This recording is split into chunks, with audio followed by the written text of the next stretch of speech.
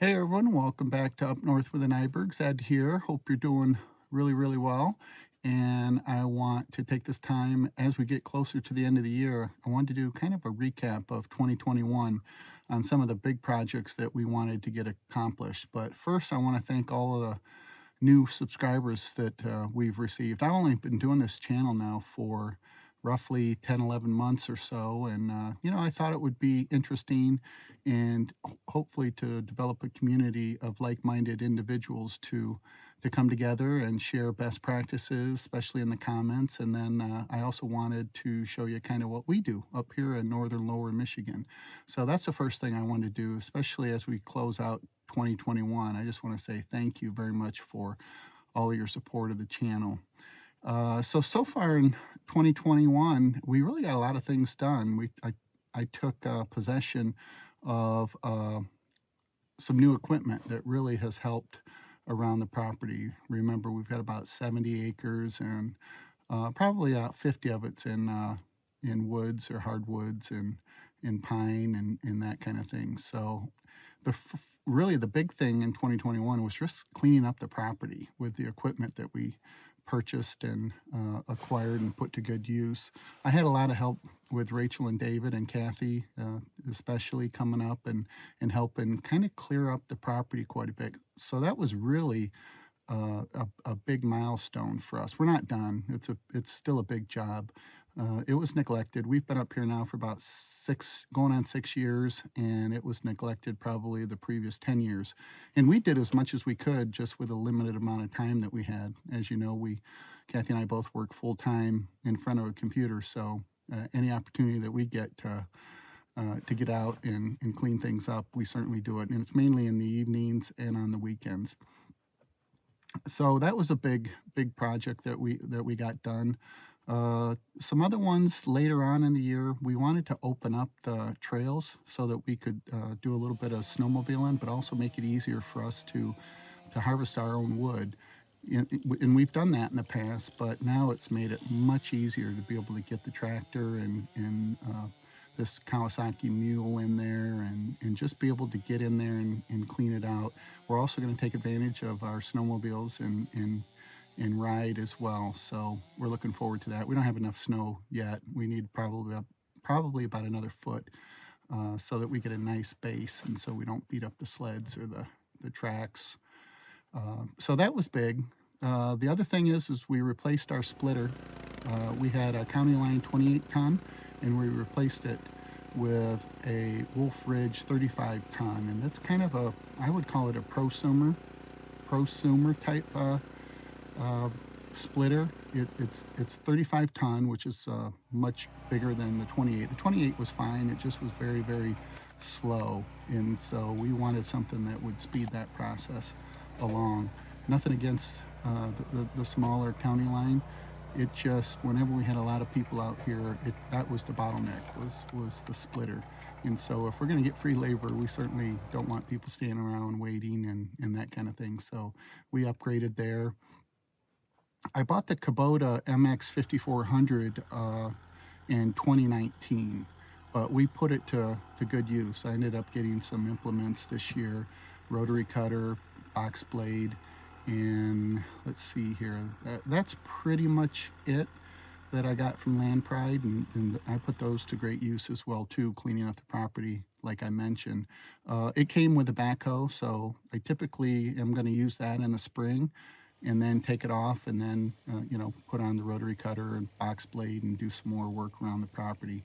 But those implements really made that tractor really worth its weight in gold, quite frankly, around here. Without that, I could do a few things with the loader and the backhoe, but I really needed a big rotary cutter. And then the other big purchase that we got too was a Woodland Mills larger PTO driven chipper. And before we had just a small chipper that we could do maybe an inch and a half branch sizes. But this really turned everything around. I can do up to, comfortably, I can do up probably up to, 4, 5, 6 inches. Anything higher than that, it'll do a lot of that, but I will use that for firewood. But that really helped, and we're going to put that to good use. We've made a lot of piles uh, over the winter so that we can come around in the spring and make sure that we can clear some of that up. In regards to 2022, we've got a lot of ideas. I want to improve and develop I have a gun range, but I want to really make it a lot better. I want to get some certain levels, just improve it overall, and I'll be able to do that with some railroad ties and with backhoe and the loader, and so I'll bring you along on that and show you. That's one of the big things we want to do. The other thing is we want to put some type of building down between the gun range and the garden. And no, I don't shoot over Cathy's head when she's down in the garden. They're facing complete opposite directions, and so she likes to shoot too. So most of the time when we're down there shooting, she's right along there with us. So that's great. The other thing is just over my shoulder here, I want to clean this area up a little bit more. It just needs to be cleaned up, for lack of a better term. It's not bad, but we have some cultured stones here that were left on the property, and we just want to clean it up and make it more usable as well, and just make it look nice. The other thing is my workshop. That's a big thing down in the red barn. I did a video on that, gave you a sneak peek on the workshop. That's something that I really want to get going as quickly as possible in the spring and get some things scheduled. I'll be able to do some things, but most of the stuff I just don't have time for. So I want to get scheduled and get a couple of contractors out here to help with some of the finishing things on it as well. But right now I'm using my garage, and it's fine.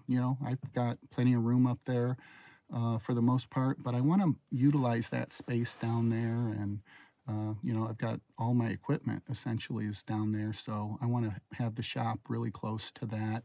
So the big thing is closing it off. It's about 1,400 square feet, and I need to get heat in there and better electrical service, quite frankly, down there. In the past, if you looked at the previous video, and I'll link to it, you'll see that it used to be half of it, maybe 2/3 of it, was used for livestock, and it's a wonderful piece of addition to our big red building, our big storage building that we have down there. So I want to improve that. So that's a big goal that I have in 2022. Other than that, as you know, Rachel and David are going to be creating a cidery up here in northern Michigan. If you follow their channel, it's called Cidery from Scratch, and you can get up to speed. But they're in the process. We've got 10 acres just outside of Traverse City, and we're going to start this spring planting apples, or cider apples is really what they are.